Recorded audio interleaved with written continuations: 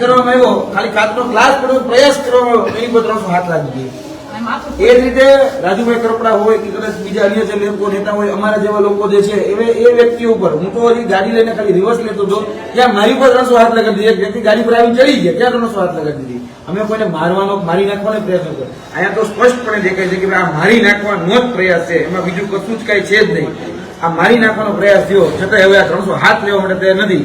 અને 3 વખત જે પોલીસના જે અધિકારીઓ છે, ઉચ્ચ અધિકારીઓ, એ આવીને આ ભાઈને ધમકાવે છે કે અમે કહીને એ પ્રમાણે તમારે નિવેદન લખવાનું. શા માટે? વ્યક્તિને પોતાની પીડા, પોતાની વ્યથા, વ્યક્તિઓનો શું અબાધિત અધિકાર નથી?